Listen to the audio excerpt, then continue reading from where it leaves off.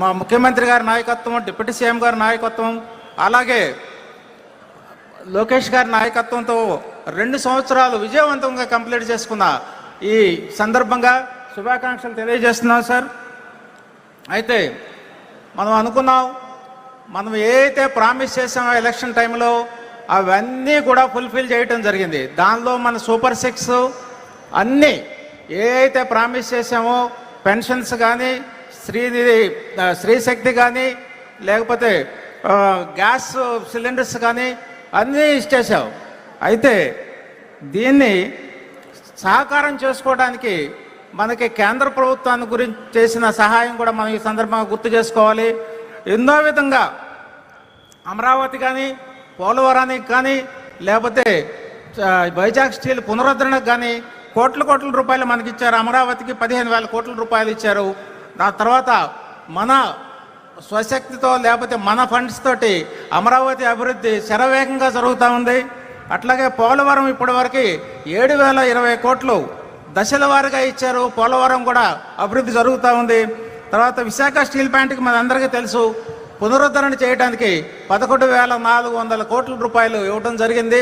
అయితే దానివలన మనం ఇప్పుడు ఎంత అభివృద్ధి జరిగిందంటే అది లాభాల్లోకి వచ్చే పరిస్థితి ఏర్పడింది. అట్లాగే అదనంగా 2-3 ఫర్నేసులు కూడా స్టార్ట్ చేయడం జరిగింది. అలాగే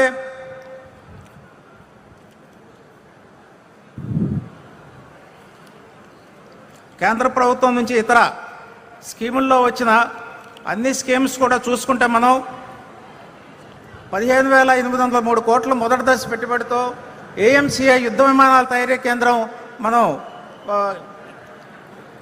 యువతకు ఉపాధినిస్తూ ఆంధ్రప్రదేశ్ని అంతర్జాతీయ రక్షణ రంగంగా వేదికగా నిలుపుతుంది. అట్లాగే కేంద్ర ప్రభుత్వ చారిత్రక సహకారంతో విశాఖపట్నంలో 1.35 లక్షల కోట్లతో ఏర్పాటు కానున్న గూగుల్ గ్లోబల్ ఏఐ డేటా సెంటర్కి అత్యాధునిక సాంకేతిక రంగాల్లో 1,00,000కు పైగా యువతకు ఉన్నత స్థాయి ఉద్యోగాలు కల్పించనుంది. అలాగే కేంద్ర సహకారంతో రామాయపట్నం వద్ద బీపీసీఎల్ ఏర్పాటు చేయనున్న 95,000 కోట్ల భారీ రిఫైనరీ ప్రాజెక్ట్ ఆంధ్రప్రదేశ్ పారిశ్రామికకి వేలాదిగా ఉద్యోగాల అవకాశాల కల్పనలో ఒక చారిత్రాత్మకమైన మైలురాయి కానుంది.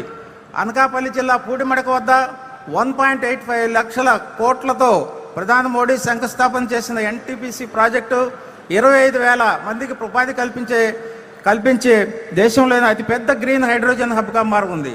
ఈ విధంగా అన్ని స్కీముల్లో నరేగాలో కానీ, ఎంప్లాయ్మెంట్ క్రియేషన్లో కానీ, తర్వాత ఆర్థిక వ్యవస్థ బలపరచడంలో కానీ కేంద్ర ప్రభుత్వ సహకారాన్ని ఈ సందర్భంగా గుర్తు చేసుకుంటున్నాం.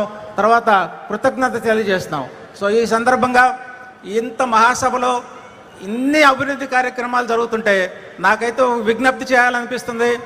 ఈ అభివృద్ధిని, ఈ సంక్షేమాన్ని, ఈ గొప్ప పరిపాలనని మనం ప్రజల్లోకి తీసుకెళ్తున్నామా అని మనం కానీ ప్రశ్నించుకుంటే నాకు ఎందుకో కొంత తక్కువ అనిపిస్తుంది. ఎందుకంటే విమర్శలకు ఎక్కువ మనం పడిపోతున్నాం.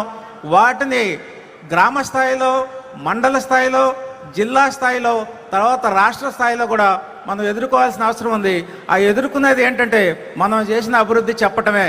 మనం చేసిన అభివృద్ధిని ఎంత ప్రాచుర్యంలోకి తీసుకొస్తే విమర్శలు అంతా తగ్గుతాయి. కాబట్టి మీ అందరికీ ఒక విజ్ఞప్తి, మా అభివృద్ధిని మొత్తాన్ని కూడా ప్రచారంలోకి గ్రామ స్థాయి నుంచి రాష్ట్రం వరకు కూడా అందరూ బాధ్యతగా తీసుకొని దీన్ని తీసుకొస్తే విమర్శలు తగ్గుతాయని నా ఉద్దేశం. సో ఈ అవకాశం ఇచ్చిన మన గౌరవనీయులు ముఖ్యమంత్రి గారికి, అలాగే ఎన్డీఏ ప్రభుత్వానికి మరొకసారి కృతజ్ఞతలు తెలియజేస్తున్నాను. Thank you very much.